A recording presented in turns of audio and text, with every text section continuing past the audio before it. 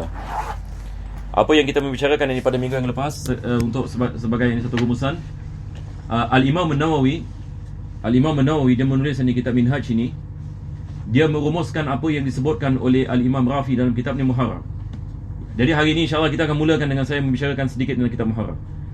Tapi secara ringkas dia merumuskan Muharrar dan dia ada menambahkan beberapa perkara dalam kitab Minhajnya yang tidak disebutkan oleh Imam Rafi.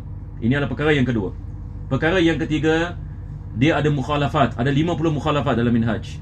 Mukhalafat ini maksudnya dia tak setuju dengan Imam Rafi.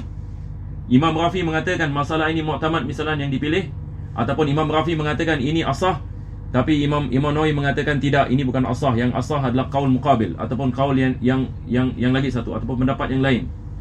Jadi kita ada sikit lebih kurang 50 yang mukhalafat Imam Nawawi terhadap Imam Rafi. Maka kita Minhaj, dia adalah rumusan bagi Muharrar, dan dia adalah istidrak. Istidrak ini maksudnya perkara yang tidak disebutkan oleh Imam Rafi'i, Imam Nawawi menyebutkan ni.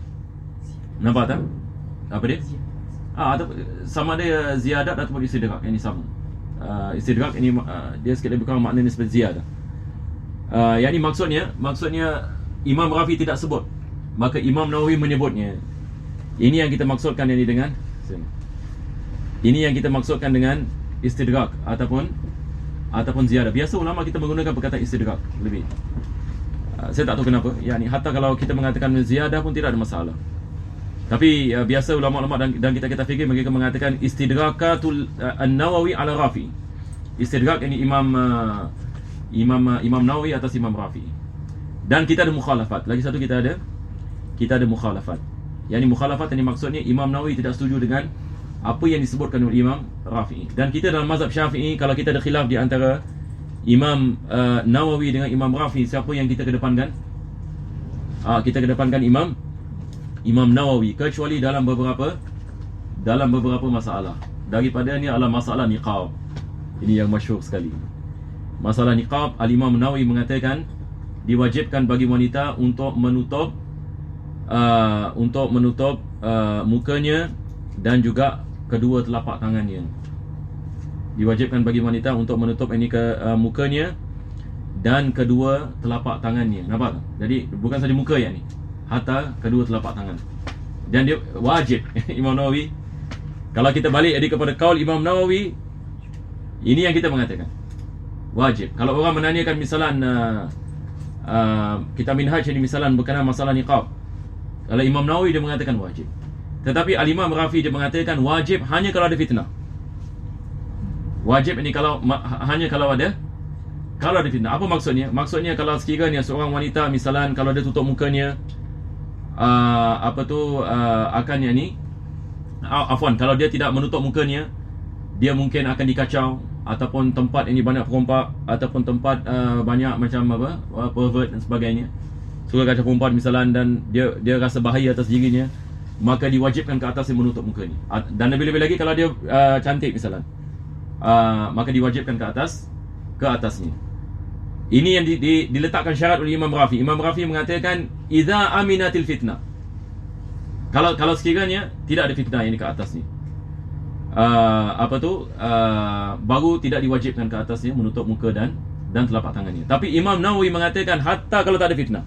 Ini bezanya. Hatta yang ini kalau tak ada fitnah sama sekali. Sama ada fitnah atau tidak ada fitnah.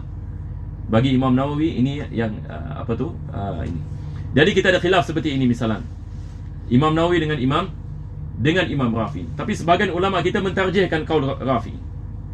Sebahagian ulama kita mentarjihkan kaul Rafi dalam masalah ini. Lebih-lebih ulama kita di Nusantara ini, di Indonesia, di Singapura ini misalan, apabila mereka ditanya misalan masalah niqab dan sebagainya, maka mereka mengatakan tidak perlu ini wanita ini memakai niqab.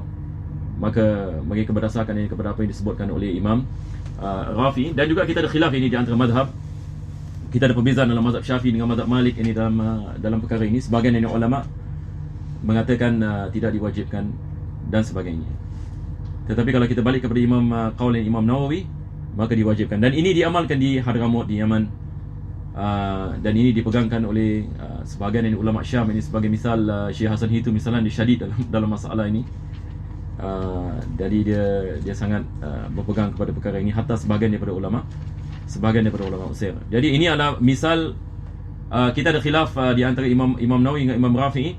Kebiasaannya kita kedepankan apa yang disebutkan oleh Imam Nawawi, melainkan kalau ada maslahat dan sebagainya, maka sebahagian ulama kita cenderung ini kepada apa yang disebutkan oleh Imam Rafi'i. Tapi kebiasaannya kita balik kepada apa yang disebutkan oleh Al-Imam Nawawi. Dan kalau kita lihat kitab Umdah misalan Ibn Naqib Al-Masri, di dalam ini muqaddimah, dia mengatakan aku kedepankan apa yang disebutkan oleh Imam Nawawi. Yang ini maksudnya kitab Umdah dia tidak sebut sama sekali apa yang disebutkan oleh Rafi'i. Jadi semua yang ini dia balik kepada tarjih Imam Nawawi semua sekali. Yani Imam Nawawi yani sahaja. Jadi dia tidak mengambil iktibar sangat apa yang disebutkan oleh Rafi'i. Jadi kalau kita baca Umdah dan kita lihat ini kepada Minhaj, dia sikit lebih kurang banyak perkara-perkara yang sama, cuma bezanya adalah kita Minhaj sebut ini tentang ini khilaf ini ulama, manakala Minhaj dia terus ini kedepankan tarjih Al-Imam Nawawi. Dan itu disebutkan dalam mukadimah. Antum kalau baca kitab Umdah, antum akan lihat. Dan saya sebelum ini saya mengatakan kita juga nak baca Umdah dan Fathul Mu'in. Saya fikir-fikir balik, kita tak ada masa ini. Sebab kalau kita buat macam itu terlalu banyak. Jadi apa saya harapkan insya-Allah bila kita dah masuk Minhaj, antum nak kena terus masuk Umdah dengan Fathul Mu'in, tapi bukan dalam kelas ini sendiri-sendiri. Antum boleh dengar ini recording dan sebagainya. Jadi ana harapkan antum boleh melakukan ini dengan sendiri ini sebagai murajaah. Sebab itu akan membantu insya-Allah bila antum mempelajari kitab Minhaj. Sebab manhaj ni adalah lebih-lebih lagi penting kitab Umdah. Kitab Umdah ulama kita mengatakan dia adalah bintul Minhaj. Anak perempuan yang dibagi, anak perempuan bagi Minhaj. Sebagian ulama mengatakan dia babul Minhaj. Jadi kitab Umdah ini sangat penting sekali. Kita mempelajarinya supaya dia memudahkan kita insya-Allah untuk kita memahami yang ini kitab, untuk kita memahami yang ini kitab Minhaj ini insya-Allah. Tapi itu pun yang ini saya heran, yang ini Umdah tidak ada terjemahan dalam bahasa Melayu.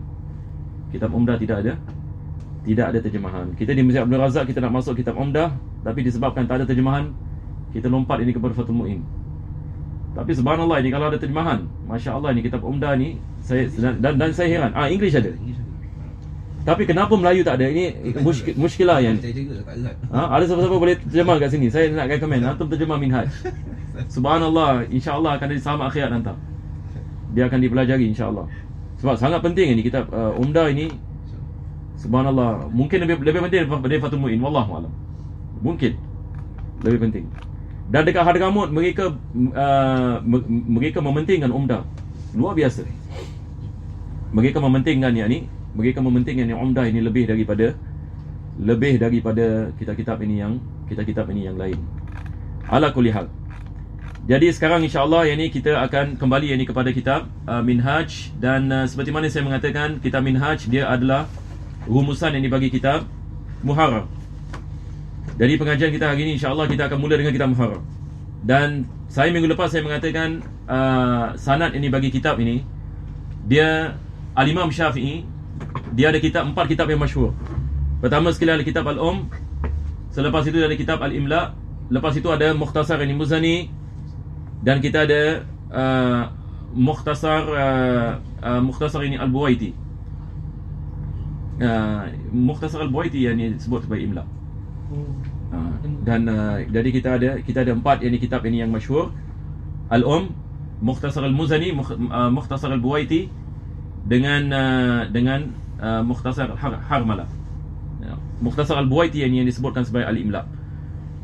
Jadi 4 kitab ini dirumuskan oleh Imam Haramain. Ini perkara yang sangat luar biasa. Ini adalah karamah yang Al-Imam Haramain dia datang 200 tahun selepas Al-Imam Syafi'i. Wafat ini tahun 477 Hijriah. Guru ini kepada Al-Imam Razali. Al-Imam Haramain, cuba bayangkan ya, ini karamah kita mengatakan, perkara yang luar biasa yang dilakukan, yang belum pernah orang melakukan sebelumnya. Dia merumuskan ini kitab Imam Syafi'i, 4 kitab.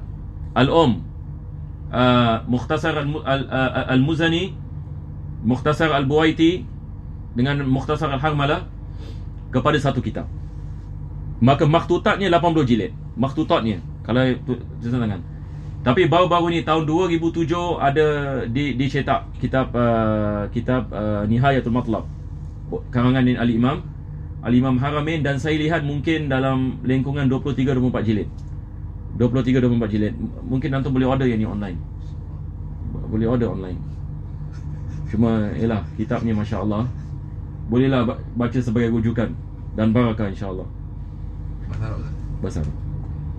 Jadi dia rumuskan ini kitab Imam Syafi'i dalam satu kitab Nihayatul Matlab. Selepas itu datang Al-Imam Razali, dan Imam Razali rumuskan Nihayatul Matlab ini kepada kitab Al-Basit. Dan selepas itu dia rumuskan Al-Basit kepada Al-Wasit, dan Al-Wasit kepada Al-Wajiz. Ini tiga yang ini kitab Imam Razali. Itu sebab Imam Razali ini dalam mazhab Syafi'i sangat penting sekali.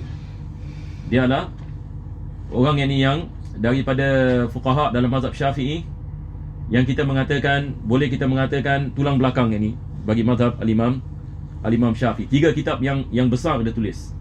Al-Basit, Al-Wasit dengan Al-Wajiz. Maka Al-Imam Rafi, lepas itu baru datang Imam Rafi. Ini yang hari ini kita akan bicarakan ini. Datang ini Imam Rafi, dan Imam Rafi seperti mana saya mengatakan, dia dilahirkan di Qazwin. Ini orang Parsi, ini bukan orang Arab. Qazwin ini di Iran, dan dia wafat pun di Qazwin. Dia adalah qadhi di tempat itu. Dan Imam Razali juga Parsi ya. Imam Razali lahir di mana? Di kampung Tus. Tus juga di Iran. Dia wafat juga di Tus. Jadi ramai daripada ulama-ulama kita dalam mazhab Syafi'i, mereka daripada Iran. Daripada Iran. Imam Rafi'i, Abdul Karim ini namanya, Abdul Karim ini Rafi'i. Maka beliau dilahirkan di Qazwin, dan beliau mensyarahkan kitab Al-Wajiz. Beliau mensyarahkan kitab Al-Wajiz. Dan dia menamakan kitab itu Al-Aziz. Selepas itu ulama-ulama mazhab Syafi'i lihat kepada kitab Al-Aziz, mereka menukar namanya kepada Fathul Aziz. Apa sebabnya? Sebab Al-Aziz ini dia ada apa kita mengatakan samaan dengan kitab Allah Subhanahu Wa Taala. Biasa kita mengatakan Al-Quranul Aziz ataupun Al-Quran Al-Karim, maka mereka menukar kitab. Jadi Fathul Aziz. Kitab ini Fathul Aziz. Selepas itu ini dia syarah yang kedua. Jadi Imam Rafi ini dia ada dua syarah bagi kitab Al-Wajiz. Satu dikenali sebagai Fathul Aziz. Lepas itu dia ada satu lagi syarah, tapi dia tidak menamakan kitab itu. Maka ulama kita menamakan kitab itu Syarhus Saghir, syarah yang kecil. Jadi Fathul Aziz, Syarhul Kabir. Lepas itu kita ada Syarhus Saghir. Jadi dua kitab ini Imam Rafi'i.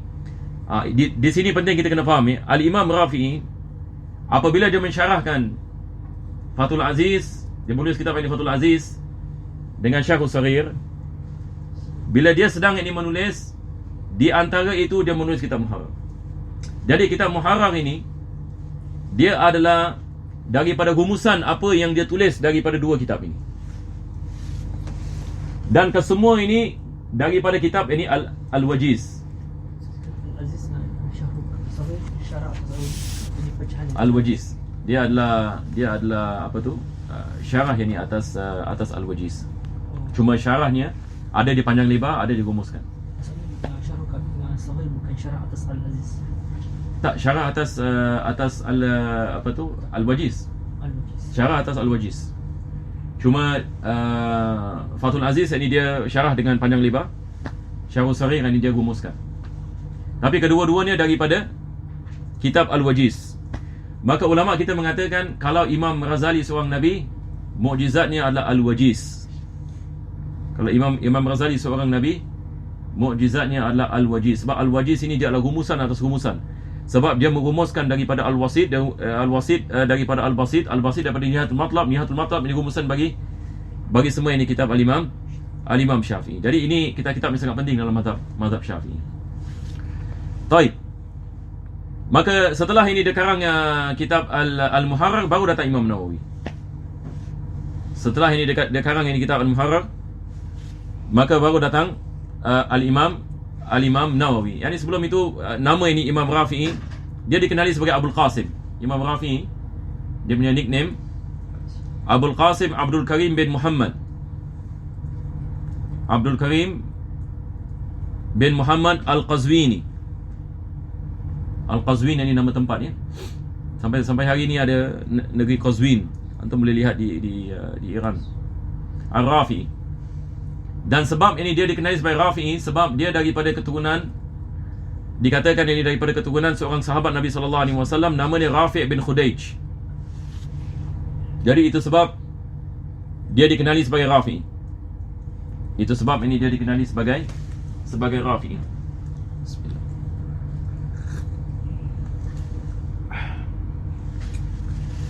Taib. Sekarang kita membicarakan tentang syarah bagi kitab Al-Muharrar. Ada sebagian ulama mensyarahkan kitab Al-Muharrar. Yang paling penting sekali kitab Minhaj. Ini kitab Minhaj ini merumuskan ini bagi kitab Al-Muharrar. Ada sebagian ini ulama yang ini dia mensyarahkan. Kita ada syarah namanya Kashfud Durar fi Syarhil Muharrar, yang dikarang oleh Ahmad bin Yusuf As-Sindi. Ahmad bin Yusuf As-Sindi meninggal dunia tahun 895 Hijriah. Dia mensyarahkan kitab Muharrar dan dia menamakannya apa tadi? Kashfud Durar fi Syarhil Muharrar.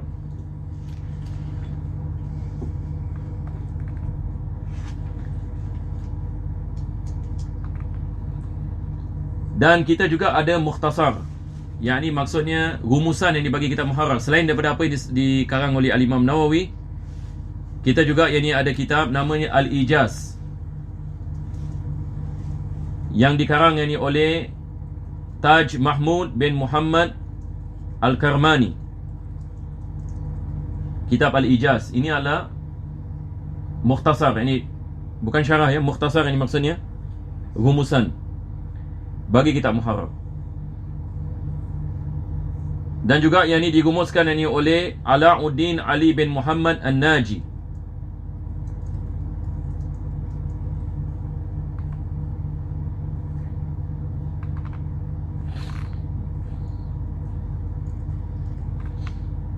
Jadi syarah ini bagi Muharrar ini dia sebenarnya dia tidak mukhtasar bagi Muharrar dia tidak banyak. Maka mukhtasar Imam Nawawi yang paling ini terkenal. Dan maksud daripada Muharrar dia adalah khulasah.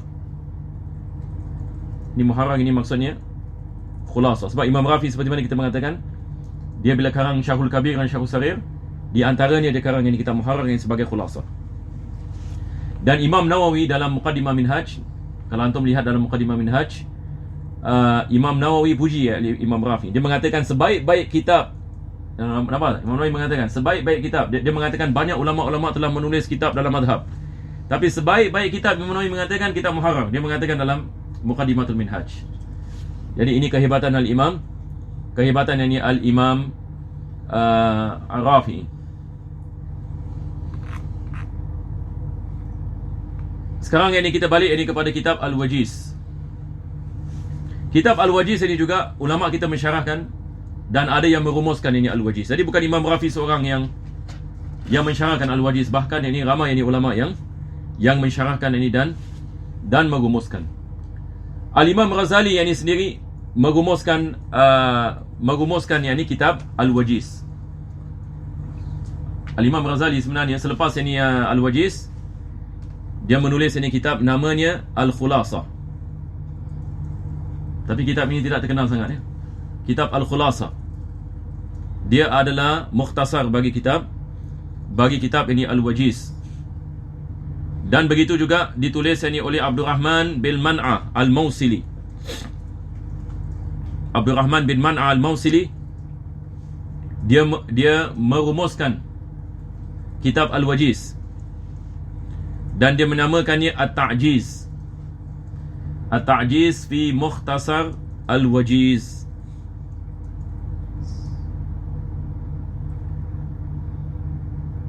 Juga yang ini dirumuskan ini oleh Sirajuddin Umar bin Muhammad Az-Zabidi daripada ulama Yaman.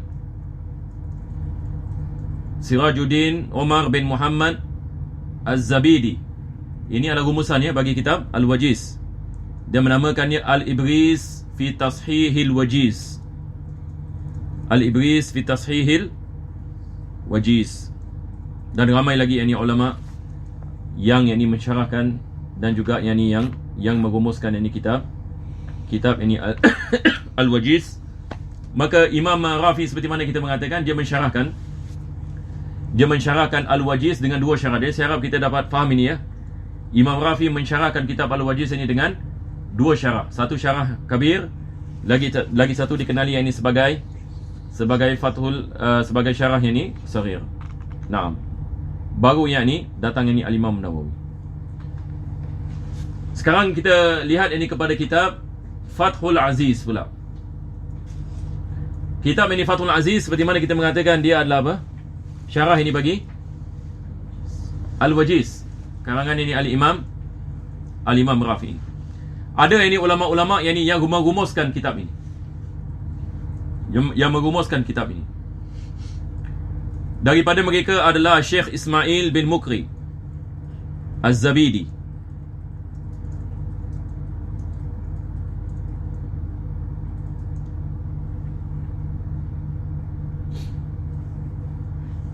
Afwan, sebelum itu yang ni ada kitab yang sangat penting sekali.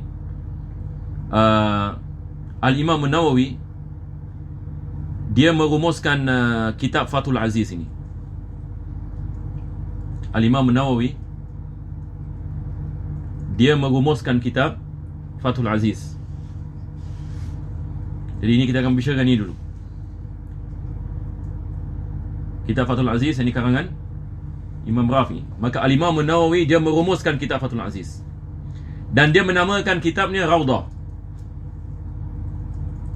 Ini daripada kitab yang Masya Allah, yang ulama-ulama kita dalam madhab sangat mementingkan. Kitab Raudah. Kitab Raudah ini karangan ini Al-Imam Nawawi. Maka dia merumuskan daripada kitab Fathul Aziz. Boleh faham insyaAllah? Taib. Selepas ini Imam Nawawi baru datang ini Syekh ini Ismail. Syekh ini Ismail, dia lihat ini kepada kitab Raudah ini, dia rumuskan lagi kitab Raudah. Ismail bin Mukri Az-Zabidi, tadi saya mengatakan Ismail ini bin Mukri Az-Zabidi, dia merumuskan kitab Raudah kepada kitab Raud. Yang ini hanya dia keluarkan tambah buta saja. Daripada Raudah yang ini dah jadi Raud.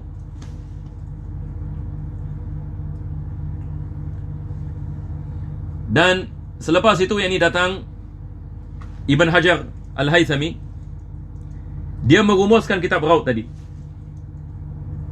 Dia merumuskan ini kitab Raud, dan dia menamakan kitabnya An-Na'im.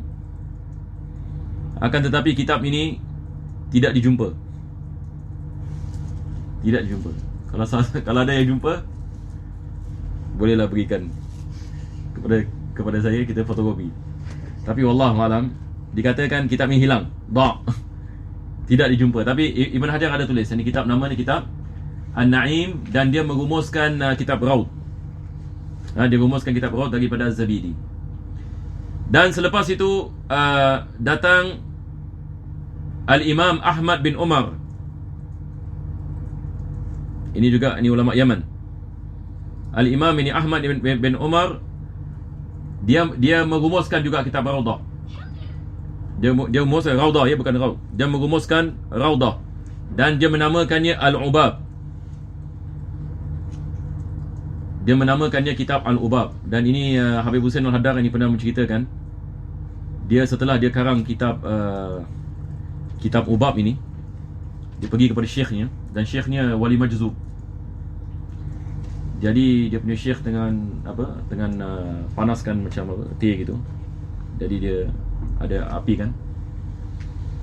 Jadi subhanallah, dia dah habis sekarang kitab Al-Ubab, dia berikan kepada syekh dia. Jadi syekh dia mengatakan apa ini? Dia mengatakan ini kitab saya mengarangnya dalam mazhab Syafi'i gini. Jadi syekh dia ambil itu kitab, campak ke dalam api. Campak ke dalam api. Dan dulu kitab tulis tangan kan. Jadi kalau kitab itu terbakar kan, bertahun-tahun yang ni punya usaha yang ni habis ni. Tapi dia tahu guru dia ni seorang yang ni wali yang ni majzub, dan guru ni memang banyak karamah. Saya lupa yang ni siapa nama guru ni, mungkin nanti boleh bahas insya-Allah. Yang ni guru ini kepada penulis yang ni kitab Al-Ubab. Boleh cari insya-Allah. Siapa namanya? Jadi bila dia campak ke dalam api, tak terbakar kitab ni. Jadi guru dia ambil balik itu kitab dan dia mengatakan ini tanda ni kau ada ikhlas. Sebab kalau kau tidak ada ikhlas, kitab itu akan terbakar. Nampak tak? Jadi moral of the story, apa yang nak disampaikan, yakni ketika itu beliau sedang membicarakan, Habib Hussein dia sedang membicarakan tentang keikhlasan. Sebagian ulama kita mereka tulis kitab disebabkan ikhlas, Allah jaga kitab itu, yakni ada barakah. Sampai hari ini manusia mendapat manfaat. Sama juga cerita dengan kitab Zubat misalnya. Antum tahu kan kisah kitab Zubat? Kitab Zubat ini dia tulis atas kapal. Penulis ini dia atas kapal dia tulis kitab Zubat. Jadi dia tak ada rujuk apa-apa tau, daripada memory. Cuba bayangkan, daripada awal sampai habis tulis daripada ini kehebatan ulama dulu. Kalau zaman sekarang, masya-Allah, ini kita ada maktabah syamilah, kita boleh copy and paste. Tapi ni dia tulis daripada awal sampai habis. Kitab, subhanallah, antum kalau baca kitab Zubat, kalau kita dengar benda macam ni, hampir mustahil. Macam mana ni kitab Zubat? 1000 lebih bait syair. Dan dia punya wazan, nak kena jaga wazan ni. Tulis syair, wallahi dia bukan perkara yang mudah ni. Antum cuba dua line ni. Cuba dua line kalau antum tulis. Dia bukan perkara yang mudah. Dia tulis ni atas kapal. Dan dia khatam pun kat atas kapal. Sedang musafir. Lepas tu apa dia buat? Dia ambil kayu, dia ikat kitab Zubat ni.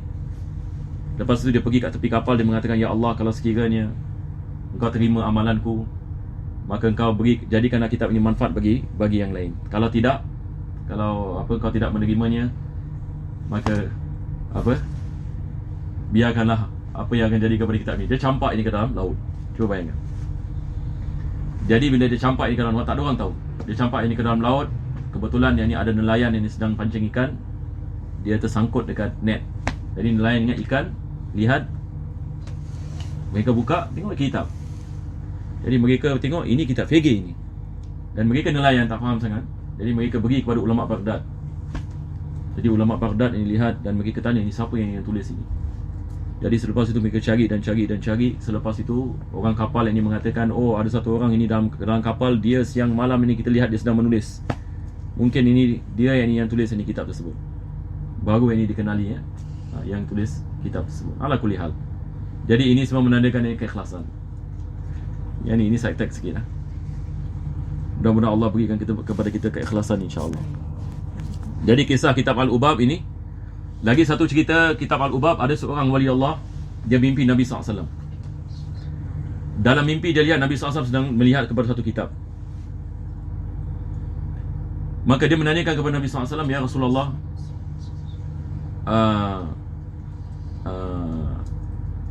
dia lihat Nabi SAW dan Nabi SAW mengatakan kepadanya, banyak ulama-ulama daripada umatku telah menulis ini kitab-kitab dalam fikih. Dan Nabi sedang baca kitab itu. Maka orang ini pun menanyakan, ya Rasulullah, kitab apa yang kau sedang baca? Nabi SAW ini sebut ini kitab Al-Ubab. Ini daripada perkara yang ni. Antum kalau baca manaqib penulis kitab Ubab, antum akan lihat ini kisah ini juga disebut. Kisah ini disebut berkenaan dengan mimpi Nabi SAW.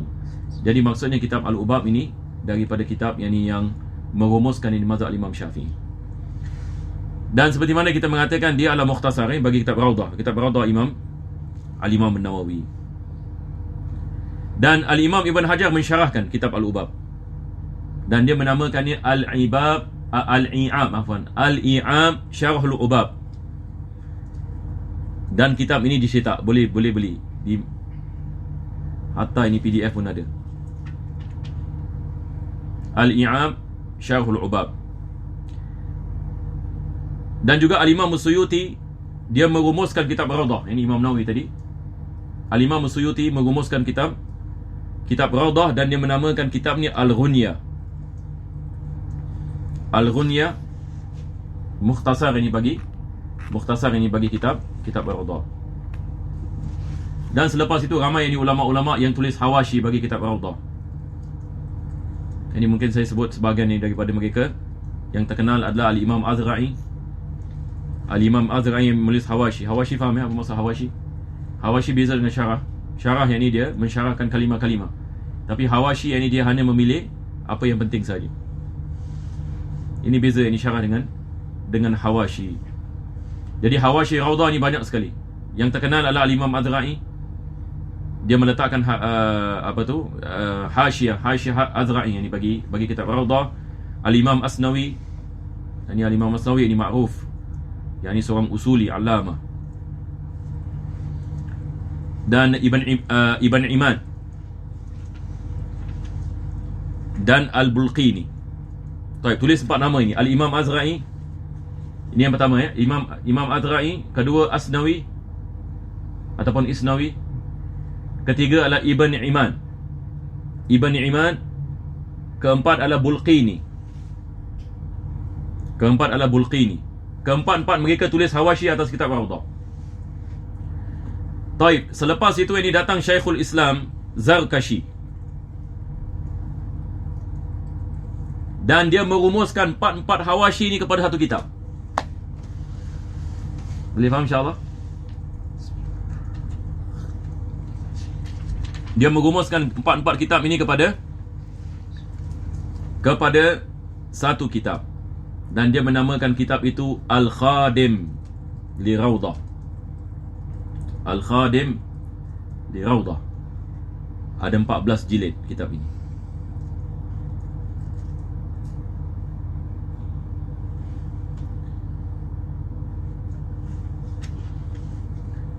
Dan juga daripada ulama yang merumuskan kitab Fathul Aziz adalah Al-Imam Abdul Ghaffar Al-Qazwini. Dan dia menamakan kitab ni Al-Hawi As-Saghir.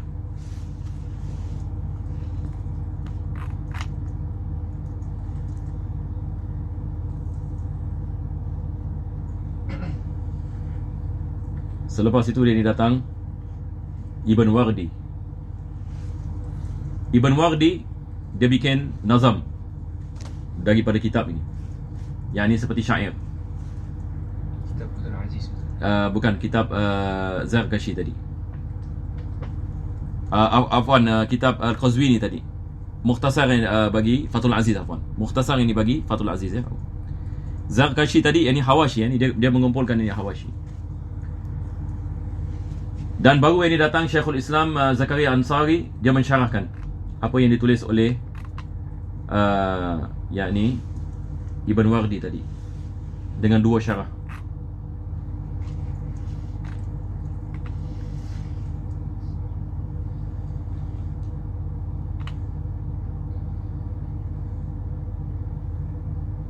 Baik, sekarang kita lihat ini kepada kitab Al-Wasit. Jadi insyaAllah lagi sikit dah habis ya. Sebab ni kita masuk kitab Al-Um. Lepas kita Al-Um je insyaAllah dah tak ada lagi. Jadi tinggal 2 kitab. Kita akan bicarakan tentang kitab Al-Wajiz. Kita kembali kepada Al-Wajiz, membicarakan tentang Wasit. Kitab Al-Wasit, syarahnya dan juga mukhtasar bagi kitab Al-Wasit. Kitab Al-Wasit ini disyarahkan oleh Muhyiddin Muhammad bin Muhammad An-Naisaburi. Yang ini dia mensyarahkan kitab Al-Wasit Imam Ghazali.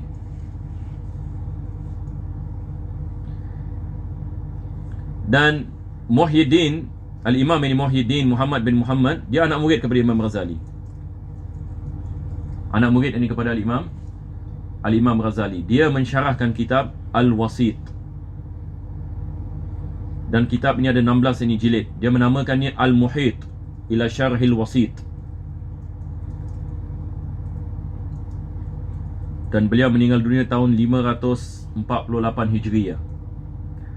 Imam Ghazali meninggal dunia tahun 505 Hijriah. Yang dia lahir pada tahun 450 Hijriah, wafat ini tahun 505 Hijriah. Dan juga disyarahkan oleh Al-Imam Najmuddin Ahmad bin Ali, yang terkenal dengan Ibn Rif'ah. Ibn Rif'ah ini juga mensyarahkan Al-Wasit. Dan dia menamakannya Al-Matlabul Ali ila Syarhi Wasitil Ghazali. Al-Matlabul Ali ila Syarhi Al-Wasitil Ghazali. Tapi dia tidak habis kitab menulis ini kitab itu.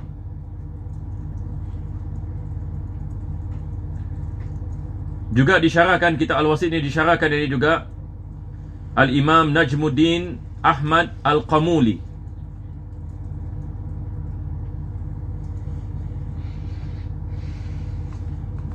Dan dia menamakannya Al-Bahrul Muhit juga. Al-Bahrul Muhit ila Syarhil Wasit. Selepas dia karang kitab ini, dia rumuskan pula kitabnya. Jadi dia tulis syarah, selepas itu dia rumus. Dan dia menamakan rumusannya Jawahirul Bahril Muhit. Jawahirul Bahril Muhit. Dan selepas itu yang ini datang Syekh Sirajuddin Umar bin Muhammad Al-Yamani. Dia merumuskan lagi kitab tadi Jawahirul Bahril Muhit kepada kitab Jawahirul Jawahir.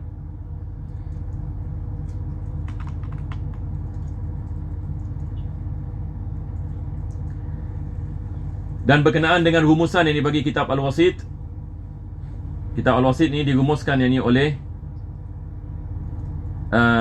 yakni Nuruddin Ibrahim yani bin Hibatullah Al-Isnadi.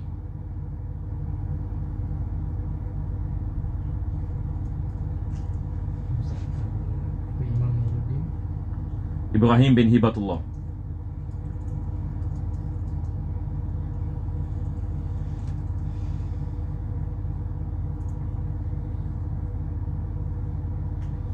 Tapi yang terkenal rumusan bagi kitab Al-Wasit Imam Ghazali sendiri. Imam Ghazali dia rumuskan kan Al-Wasit ini kepada kitab Al-Wajiz. Baru datang Al-Imam Haramain. Imam Haramain Afwan ini semua daripada Imam Haramain. Nihayatul Matlab baru Al-Basit dan Al-Wajiz. Taib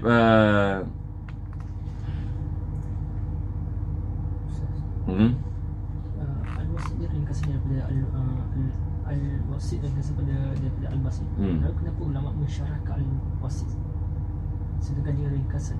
Ringkasan adakah maksud juga dia syarah atas ringkasan? Al-Wasit ini dia adalah rumusan bagi Al-Basit. Sebab Al-Basit ini kitabnya besar.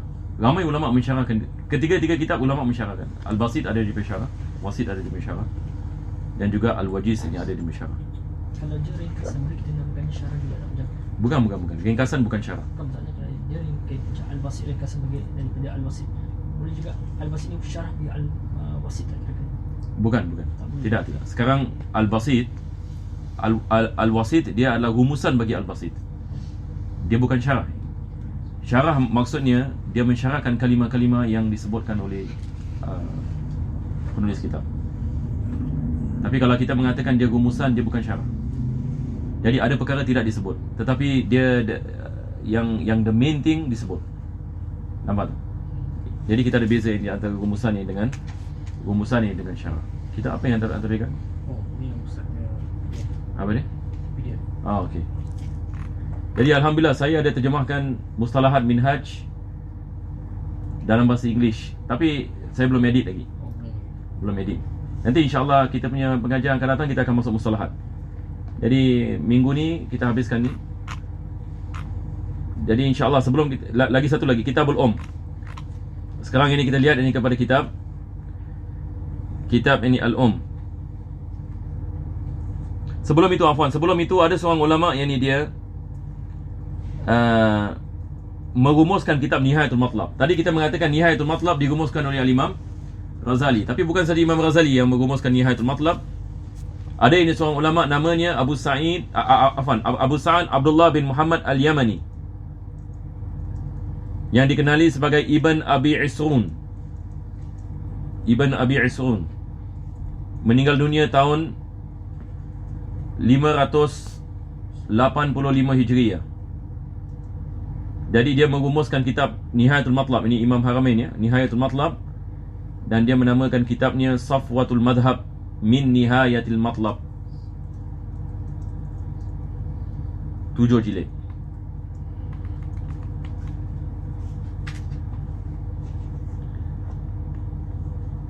Baik, sekarang kita lihat kepada kitab Al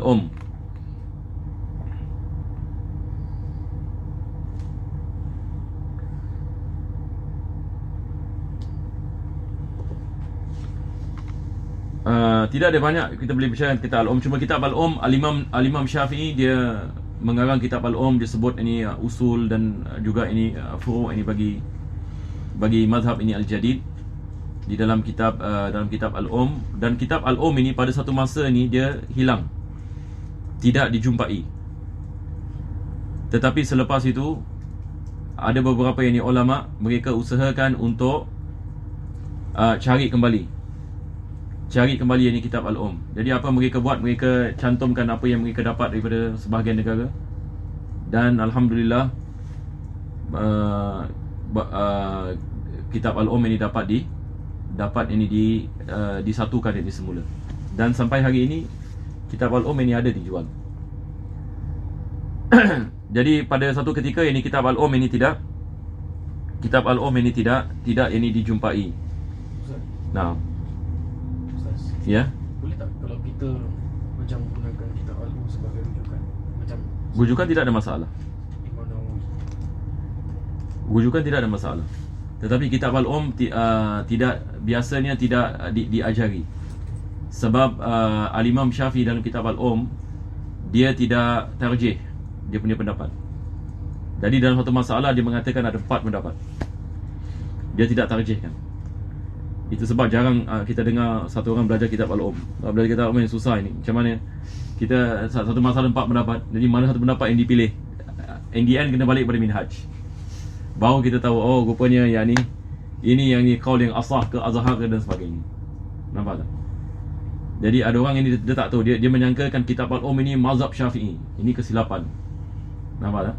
Kitab Al-Um dia adalah salah satu daripada kitab, tetapi mazhab Syafi'i kita ada beza di antara pendapat Imam Syafi'i dengan mazhab Syafi'i. Nampak tak? Kadang-kala mazhab Syafi'i berbeza dengan pendapat Syafi'i. Saya memberikan misal. Imam Syafi'i dia mengatakan, dan ini pendapat dipilih qaul jadid yang dipilih oleh Imam Syafi'i ya.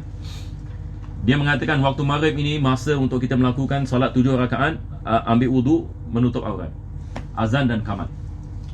Jadi sekali lebih kurang berapa minit? 15 minit mungkin. Tetapi mazhab Syafi'i mengatakan waktu maghrib sampai waktu isyak. Nampak tak? Jadi kita ada perbezaan di antara pendapat Imam Syafi'i dengan mazhab Syafi'i. Ini lepas tarjih. Apa dia? Lepasnya tarjih.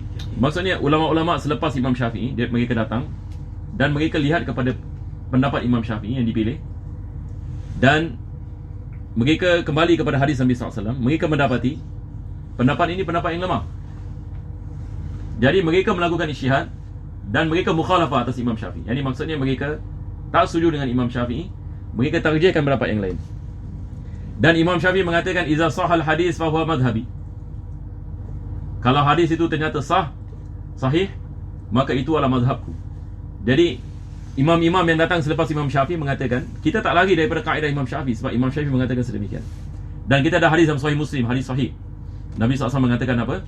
Waktul maghrib ma lam yaribis syafaq. Waktu maghrib itu selagi mana mega merah tak hilang. Mega merah tidak hilang di angkasa. Mega merah ini apa maksudnya? Maksud hilangnya mega merah maksudnya masuknya waktu isyak. Dan ini adalah pegangan kita dalam mazhab, walaupun berbeza dengan pendapat Imam Syafi'i. Nanti insya-Allah dalam mustalahat kita akan belajar 18 perkara. 18 perkara ulama kita mentarjihkan qaul qadim ini atas qaul jadid. Yang mana Imam Syafi'i mengatakan aku tidak membenarkan seseorang pun berhujah dengan qaul qadim. Ini Imam Syafi'i sebelum dia meninggal dia mengatakan sedemikian. Tetapi ulama-ulama kita mereka lihat ada 18 perkara qaul qadim hujahnya lebih kuat daripada qaul qadim. Dalam qaul qadim lebih kuat daripada qaul jadid. Itu semua insya-Allah kita akan bicarakan insya-Allah bila kita masuk ini mustalahat. Ada 18 perkara. Taib, ulama yang kendalikan kitab Al-Um namanya, antum tulis ini, Safiyuddin Ahmad Al-Husaini.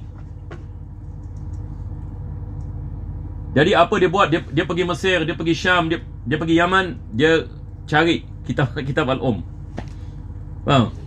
Yang hilang. Bukan dia kitab Al-Um ini dia bukan hilang macam hilang terus tau. Maksudnya sebahagian ada dekat Yaman, sebahagian ada dekat Syam, sebahagian ada dekat Mesir. Jadi ulama ini dia travel, dia kumpulkan sehingga dia dapat menyatukan ini yang dilakukan oleh beliau. Masya-Allah. Dan kitab Al-Um seperti mana saya mengatakan, dia adalah imla atas Rabi' Al-Muradi. Salah satu daripada anak muridnya namanya Rabi' Al-Muradi. Ini anak murid Imam Syafi'i yang penting untuk kita mengenalinya. Ustaz, imla tu Apa dia? Imla maksudnya Imam Syafi'i cakap, dia tulis. Nampak tak? Ada beza kita mengatakan seorang ulama menulis kitab ataupun seorang ulama dia imla kepada orang lain. Jadi dia tak tulis, tetapi anak murid ni yang tulis. Tapi kitab itu dinisbahkan kepada Imam Syafi'i. Al-Muzani seperti mana saya mengatakan minggu lepas, Mukhtasar Muzani pula berbeza. Mukhtasar ini Muzani, dia merumuskan kalam Syafi'i. Itu bukan imla. Maksudnya Imam Syafi'i mengajar, apa dia buat? Dia summarize. Ini dia Mukhtasar Al-Muzani. Dan yang paling terkenal sekali adalah Mukhtasar Muzani. Daripada 4 kitab yang paling disanjung kitab-kitab Imam Syafi'i adalah Mukhtasar Al-Muzani. Dan dikatakan dulu kalau orang kahwin, mereka akan bawa macam hantaran gitu, 2 kitab. Satu Al-Quranul Karim, lagi satu Mukhtasar Al-Muzani. Betul? Jadi dulu orang belajar Mukhtasar Muzani. Yang ni mereka menganggap Mukhtasar Muzani ini seperti, dan Imam Syafi'i juga sebelum dia meninggal dunia, dia mengatakan yang ni dia mengatakan kepada Imam Muzani, saya tak ingat apa exactly, dulu saya hafal ini sebahagian daripada apa Imam Syafi'i mengatakan. Dia mengatakan kepada Imam Muzani, anta umdatu madhabi, kalau tak silap saya, kepada Muzani, engkau adalah tiang bagi mazhabku. Nampak tak? Dan dia mengatakan kepada lagi satu sahabat, engkau akan meninggal di penjara, kepada salah satu anak muridnya, tak silap Al-Buwaiti ke siapa. Dan dia mengatakan kepada Al-Buwaiti, anta khalifatu madhabi. Al-Buwaiti adalah khalifah ini bagi mazhab Syafi'i. Al-Muzani nasiru, afwan. Dia mengatakan Muzani, anta nasiru madhabi. Anta nasiru madhabi. Engkau yang akan menjadi, yang ini membantu kepada mazhab aku. Sebab selepas wafatnya Imam Syafi'i, Mukhtasar Muzani yang jadi famous. Yang ni di mana-mana ini orang sebarkan ini Mukhtasar ini Muzani. Bukan Al-Um. Al-Um seperti mana kita mengatakan hilang ini pada satu ketika. Tapi bila datang Imam Haramain merumuskan yang ni 4 kitab. Imam Haramain yang merumuskan 4 kitab. Selepas itu ulama-ulama Syafi'i mereka concentrate on Nihayatul Matlab. Sebab Imam Haramain dah rumuskan semua.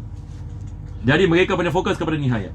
Itu sebab Imam Haramain sampai hari ini, kalau anda baca kitab-kitab usul fiqh, kalau dia mengatakan misalan Sahibun Nihaya, Sahibun Nihaya maksudnya adalah Nihayatul Matlab. Yang ini bukan Imam Ramli.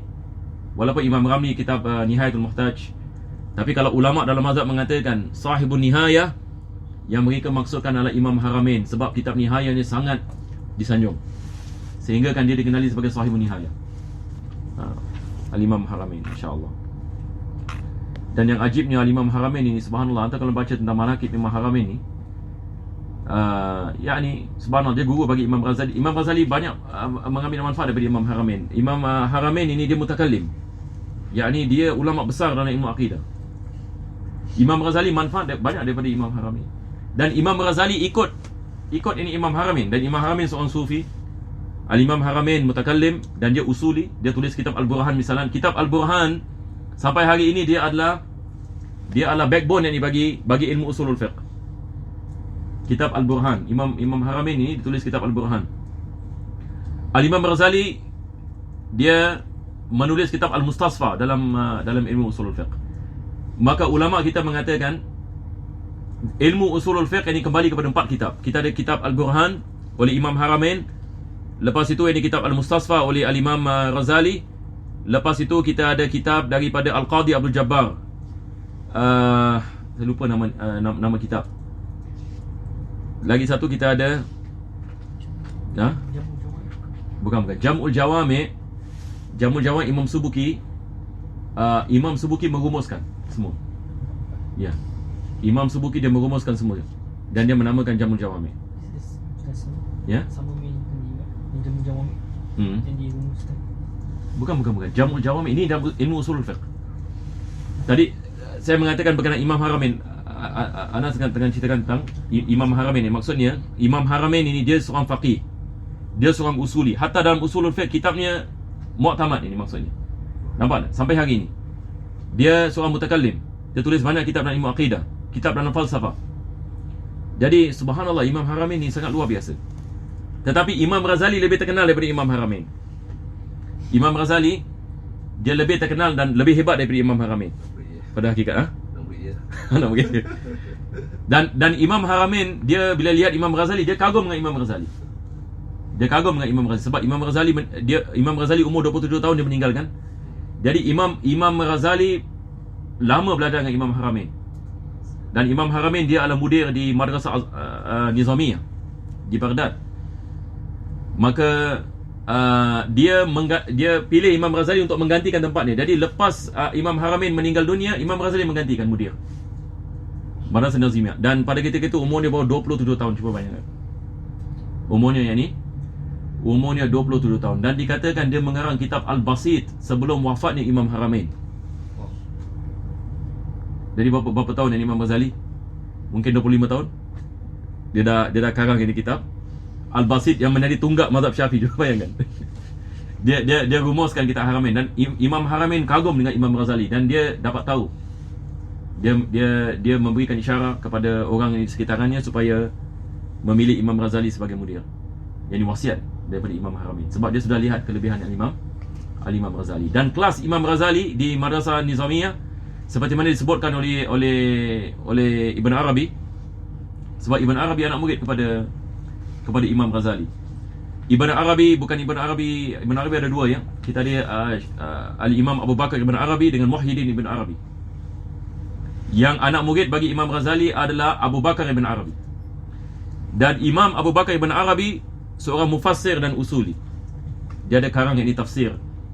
Saya lupa ini apa nama tafsir dia. Tapi sampai hari ini kitabnya dicetak dan dipelajari di universiti.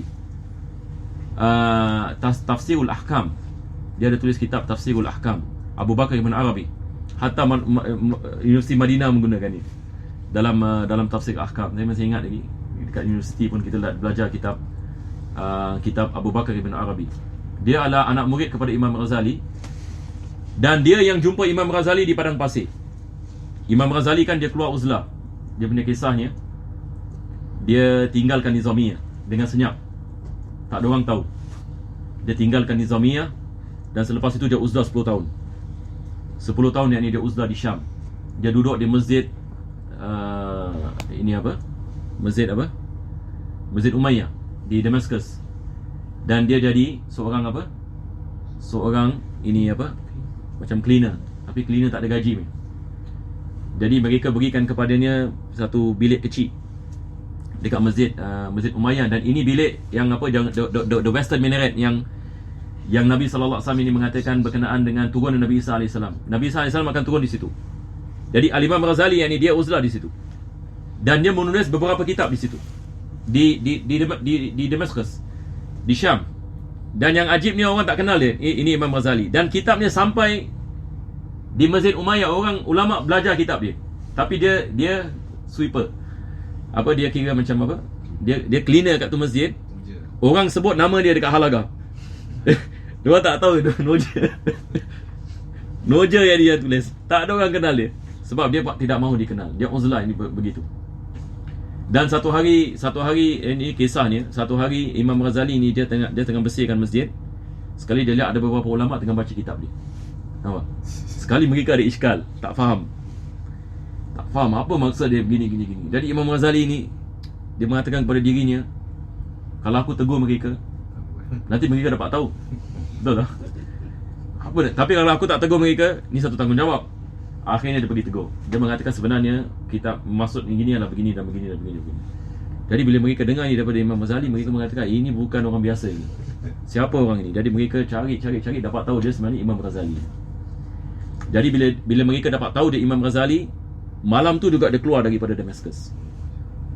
Sebab dia tahu dia famous apa? Malam tu juga dia keluar daripada Damaskus. Mana dia pergi? Dia pergi Baitul Maqdis. Dan di Baitul Maqdis, ini Masjid Al-Aqsa, sampai hari ni kalau kita pergi Masjid Al-Aqsa, Haji Azmi ingat tak kita dekat Masjid Al-Aqsa, kita jumpa satu orang tabligh. Ya, itu imam tu. Kita masuk kat dia punya itu di sekitaran itu bilik Imam Ghazali. Dia uzlah dekat situ juga. Dan dia karang kitab, dikatakan dia karang Ihya Ulumuddin di situ. Dia karang Ihya Ulumuddin yang ini di di situ. Dia lepas 10 tahun dia. Ya? Lepas 10 tahun je. Dalam masa 10 tahun. Oh, dalam 10 tahun. Apa Ustaz yang kitab four kitab of usul fiqh Burhan Mustafa Okey, Al-Burhan, Imam Haramain, Al-Mustasfa, Al-Umdah dengan Al-Umad. Al-Umdah dengan Al-Umad. Saya tak ingat sama ada Qadi Abdul Jabbar is one of dia punya writer. Sama ada dia tulis Al-Umdah ataupun Al-Umad. Dengan lagi satu saya tak ingat nama dia. Mungkin anda find out. Ni dalam kitab Syekh Hasan itu Al-Khulasah, antara ada dia punya ni. Dan kedua-dua mereka Mu'tazilah. Yang ni Qadi Abdul Jabbar Mu'tazilah. Lagi satu saya tak ingat siapa nama dia pun Mu'tazilah. Dua ahlu sunnah, Imam Haramain dengan Imam Ghazali. Sampai hari ini 4 kitab ini menjadi tulang belakang ilmu usulul fiqh. Madinah University menggunakan kitab Al-Mustasfa dalam usulul fiqh. Rujukan mereka. Walaupun yang sebagian ulama mereka kutuk apa? Ulama sufi ke debat ke. Tetapi rujukan mereka juga ada kitab Al-Imam Ghazali. Subhanallah, ni tak ada orang boleh lagi daripada Imam Ghazali. Dalam Yang Imam jadi sufi, Imam Ghazali jadi sufi selepas 10 tahun dah. Ya? Yang sebelum tu. Apa dia? Jadi sufi. Jadi sufi. Tak, Al-Imam Ghazali memang dia punya Tadi yang dia kata tu yang dia karang syarah al-Basir wasid yang di sini. Yang tu dia belum lagi jadi sufi. belum. Dia kebanyakan kitab yang dia tulis dalam uzlah, dalam tasawuf. Okey. Tapi bila dia balik daripada uzlah, dia balik pada kampung dia Tus. Dia tak balik Baghdad. Dia balik kepada Tus dan dia karang Mustasfa. Itu the last kitab dia karang. Al-Mustasfa dalam usulul fiqh. Sebelum dia meninggal dunia. Dia balik Tus 2 tahun 2-3 tahun dia meninggal. Bila dia meninggal bermula ni Crusade. Ini Baitul Maqdis dimasuk oleh tentera Salib. Bila dia keluar daripada Baitul Maqdis. Jadi alhamdulillah, insya-Allah pengajian kita akan datang. Ini pengajian yang akan datang yang paling penting sekali ya. Ini baru mukadimah ya jemaah. Insya-Allah minggu depan kita akan masuk kepada Mustalih Imam Nawawi. Kita akan membicarakan insya-Allah dengan terperinci. Dan rujukan yang dibagi saya adalah kitab Al-Imam Al-Ahdal. Jadi insya-Allah antum akan lihat masya-Allah yang ni mustalah Imam Syafi'i semua yang ini disebut dengan terperinci. Jadi ini yang saya terjemahkan. Dah 80% saya terjemahkan. Jadi insya-Allah nanti kita nak usahakan terjemahkan dengan baik. Jadi insya-Allah tiap-tiap orang kalau nak belajar minhaj dia boleh refer kepada terjemahan ini kalau dia tak faham bahasa Arab insya-Allah. Jadi kita tangguh ini pada minggu yang akan datang ya insya-Allah. Ustaz, kalau kita nak